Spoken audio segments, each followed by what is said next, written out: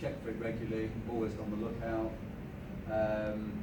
And I actually think mite pays a lot of problems for feather deformities and cysts. So I actually think it's, you know, you get those cysts with the feathers coming out. I think that's where the mites have attacked the feather follicles, and then it's kind of messed it up so the new feathers can't come through. So since we've also gone top of the mite, I think there's a lot less feather issues. Yeah, but do, you know, every bird you bring in, do check, and I would treat them with ivermectin and spray them with that, even if it's just a hand spray, just to make sure.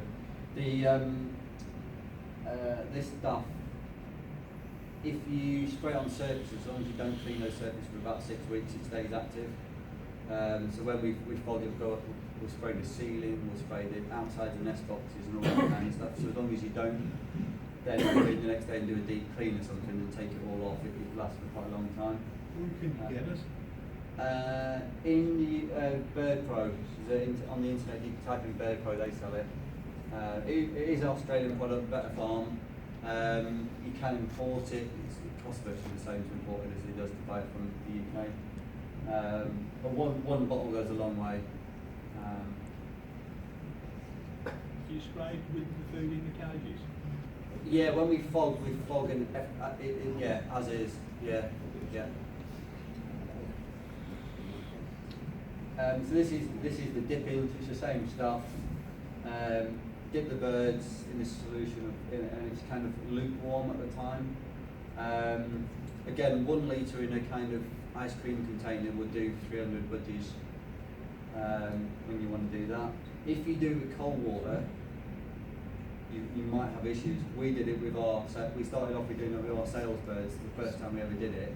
The first 3 had fits in our hands doing it, because that water, out of a cold tap, was freezing.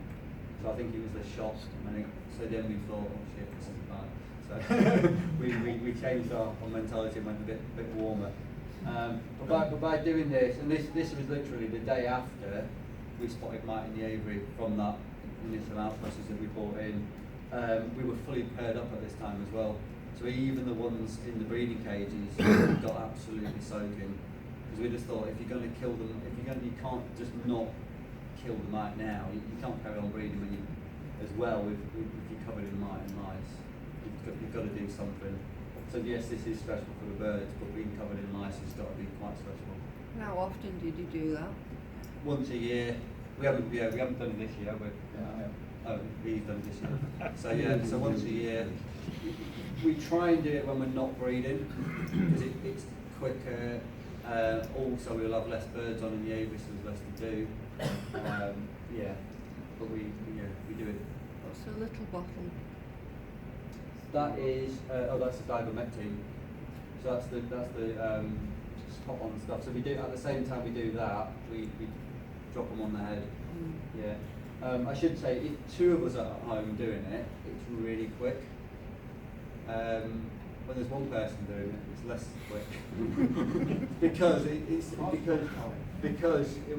takes forever, because you've got to dip the bird first, and then you've got to hold it whilst trying to peel back the feathers to apply the ivermectin. So if 2 people can do it, it's so much quicker. If it's quicker, it's a lot less stressful on the bird. Each bird's done for about 30 seconds.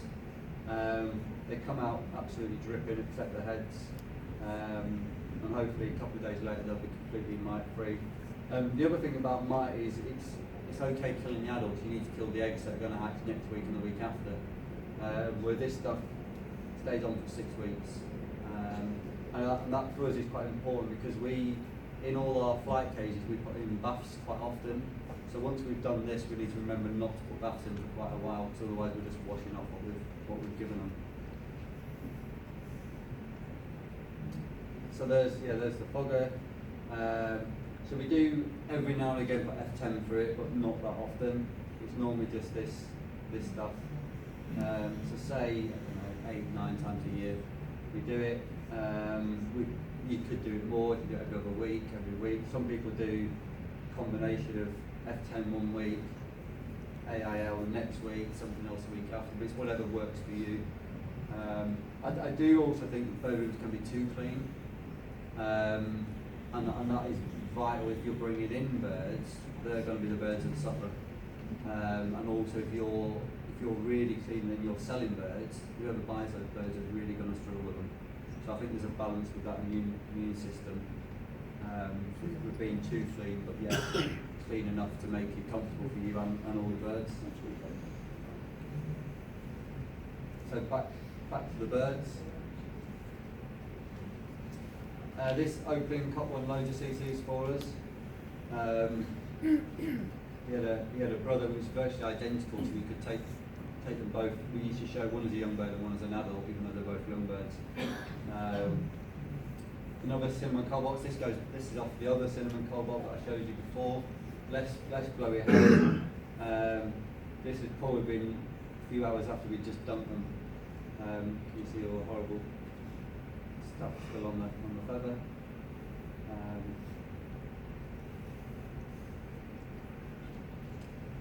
Spangled cock.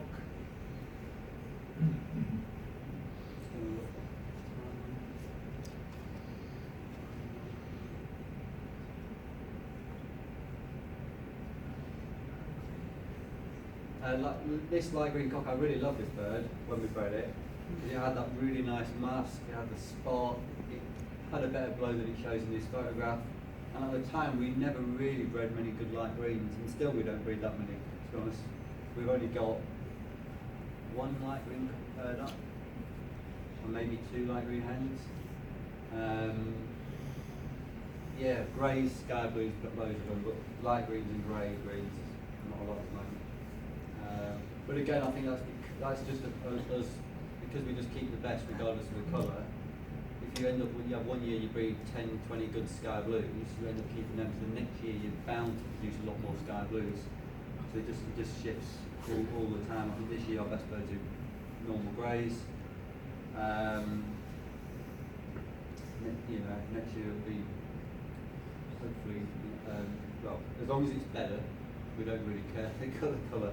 The colour doesn't really come into it. Also about colour, we mix all the colours in terms of pairing up. Some people would say don't put cinnamon to cinnamon, but I think it's all really kind of old-fashioned and not modern thinking with the birds. We try and put grey and grey-green across the stud as often as we possibly can. So I think the feather texture they bring, the grey and the grey green in particular, is different than the light green and the sky blue can have. We try not to, if possible, pair two birds of exactly the same colour together. So it's rare that we pair two sky blues together. We just like mixing it. We try and put cinnamon across the birds all the time, opaline across all the birds.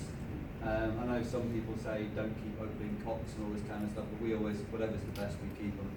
And we'll pair opalines to anything, spangles, yeah, whatever. Because for us it's the bird first, and then you can kind of mess around painting it whatever colour once you get the quality you want, and then you can think, oh, I want to produce a really good sky blue, so you can breed all your best birds and then put them sky blues, and sooner or later you'll get good sky blues. So yeah, we're more of a kind of colour's the last thing on our mind really, with the birds. Sky blue cock, he won quite a lot of shows for us. His sister, really good hen. She bred us some of our best birds going forward. So she's a nice show bird, quite big in the body, nice enough head, but did really well in the breeding cage. Another thing we've changed is back here when we were preparing the birds for shows. So we do, I don't know, 12, 13, 14 shows a year until this year. We've done 5 this year, 6. We've having a break from showing this year because we're going to move half the birds shortly. So we're trying not to stress them too much.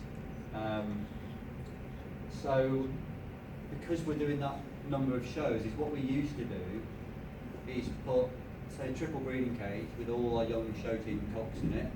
The triple breeding cage with all the adults in it, and then the hens were separate, the baby hens were separate. Show like hell, week in, week out, here, there and everywhere. Then pair them up, and then all these young cocks that you've just been showing and doing well with didn't have a bloody clue what they were doing in the breeding cage. they've never actually interacted with hens since they were kind of 6 months old. So then we thought, what we're going to do is keep them mixed in the breeding cages. But, so we kept them mixed, 2 cocks and 2 hens, that kind of thing. Get a lot of fighting, so that didn't work. Because what we do now is we just leave them in the breeding cages, in the flights. So in the half flights that we've got, we have the one in the middle, tends to have most of the kind of showbirds in it, because it's the easiest one for Dad to catch. He can keep an eye on them. They're in the middle of the room, so as people walk around it steadies the birds. We put the baths in, so they almost wash themselves. Obviously Dad has to do a lot of work on the faces, getting them clean, using Johnson's baby shampoo, soap. I use soap to get the blood off. Yeah, soap for blood. And a lot of spraying, regular spraying. Whereas if they're in a trolley cage, you can spray them when they're in there. You don't have to keep catching them and stressing them out. So I think that's a thing we changed a couple of years ago. And I think doing that meant those birds are actually breeding better now in terms of in what we're getting out of them. Particularly in the first, second rounds, the cocks actually know what they're doing, what they're supposed to be doing. Tea time. Guys, we'll have a break now for about half an hour. And there's tea and coffee at the back. Thank you very much.